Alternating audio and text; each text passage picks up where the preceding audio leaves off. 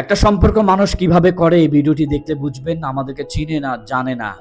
সুনামগঞ্জ, হবিগঞ্জ, কোথা থেকে এই ভাইগুলো চলে আসছে। উনি আলাদা, ভাবা যাবে না যে দুজন একসাথে এসেছেন। চলুন ভাইজানের সাথে একটু কথা বলা যাক। সিলেট হবিগঞ্জের আরো আপনারা অনেকে এসেছেন। মেজর টেলা থেকে এসেছে, আমি নাম জানি না। সিলেটের এতগুলো জায়গা আছে। এত রাত কষ্ট করে হাবিব ট্রাভেলসে আসার পিছনে রিজন শুধুই একটা, যে এখানে আলেমরা অন্তত ধোঁকাবাজি করবে না, যদি তারা করে যাওয়ার কোনো পথ থাকে। জি, আসসালামু আলাইকুম। আসছেন কোথা থেকে? আমি আসছি সিলেট হবিগঞ্জ থেকে। তো ভাবতেছেন যে আসবেন? আমি ভাবতেছি বছর প্লাস হইব, 1 বছর প্লাস হইব। 1 বছর প্লাস হইব। আমি অনেক ভিডিও দেখছি যে আপনার রিভিউ ভালো, আর যারা গেছে আমাদের এলাকা থেকে অনেকে গেছে, তারাও বলছে যে না ভালো। আর আমিও দৈনিক আপনার ভিডিও দেখছি না সম্পূর্ণ, মানে সব লিগ্যাল আছে কোনো। তারপরে আমার বাবারে বুঝাইতে পারি না, আমার আব্বা তো মুরব্বী মানুষ, তো সে বলছে যে ঢাকা শহর তো অনেক দুকা খায় মানুষ। এটাই বললাম যে ভাই, তখন আমি কইছি না, আমি তো এক নিয়তে যে না আমি হাবিব ট্রাভেলসে যাবো ইনশাল্লাহ, যদি আল্লাহ ভালো রাখে তাহলে আমার ভালো কিছু হবে আর কি। তো আমি 5 থেকে 7 বছর ধরে একটা ব্যবসা করতাম, এটা পরিবারকে আর সুখী করতে পারি নাই।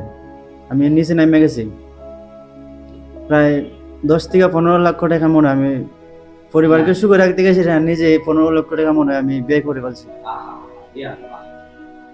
তো সেই জন্য সবকিছু এই বাংলাদেশের সুখ বাদ দিয়ে চাইছিলাম যে প্রবাস জীবনে পাড়ি দিয়ে আর কি। সেই জন্য আপনার অফিসে আসলাম, দেখা যাক কি হয়, আল্লাহ কি করে। 5 থেকে 7 বছরে আমি মনে হয় একটা মোবাইল সার্ভিসিং এর কাজ করতাম, এবং ফটোশপ এগুলা লাইনে দোকান ছিল। আমি 1 মাস এসে দোকান সাইডে দিচ্ছি, বাকিটা আপনাদের উপরে আর কি। ভাই মনটাই খারাপ করে দিল, মানে খারাপ করে দিল বলতে চোখে অশ্রু ঝরায়া দেওয়ার মতো কথা। আমরা ভেবেছিলাম পুরুষরা হয়তো বা প্রবাসে গেলেই পরিবারের কথা ভাবে, কিন্তু এদেশে থেকেও যে ভাবা যায়, এদেশে থেকেও যে পরিবারের জন্য 15 লক্ষ টাকা খোয়ানো যায়, এদেশে দেখেও যে পরিবারকে সুখী করার জন্য উনি সব ছেড়ে দিছে, ভাবা যায় না। নিঃস্ব হয়ে মোবাইল মেকানিকের সার্ভিসের দোকান ছিল, সেটাও ছাড়লো শুধু পরিবার, হ্যাঁ শুধুই পরিবারের জন্য। তাহলে এখন কোথায় যাবে? এখন সিদ্ধান্ত নিয়েছে রিক্ত হস্তে যদি আল্লাহ রাসূলের বাড়িতে যাওয়া যায়।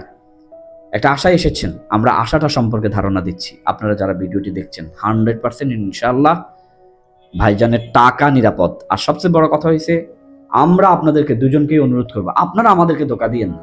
মানে বিষয়টা উল্টা। এই যে চোখের অশ্রুটা ঝরতেছে, এই অশ্রু যেন আমাদের না ঝরে, কারণ আমরা টাকা দিয়ে ভিসা করে দেওয়ার পরে যাত্রীরা বিভিন্ন রকমের অজুহাত দেখায়। আমি যাব না, আমার অসুস্থ, আমার টাকা নাই, আমার এই খারাপ, আমার ওই খারাপ। তো অনুরোধ থাকবে, আমাদের যারা যাত্রী আসেন, আমরা যেহেতু ভিসাটা আগে নেই না, আমাদের আপনাদের ভালোর জন্য হতে পারে কোনো একদিন আমাদের ভিসাটা আগে আমরা টাকা নিব, পরে ভিসা দিব, হতে পারে। তবু আমাদের চেয়ারম্যান মহোদয়দের কথা যে এটা করা যাবে না। যাক ভাইজান, আল্লাহ পাক আপনাকে সুখী করুক। চোখের অশ্রু ঝরাইছেন, এই অশ্রুর ফল আছে। আশা করি আমাদের এখানে অশ্রু ঝরানো লাগবে না।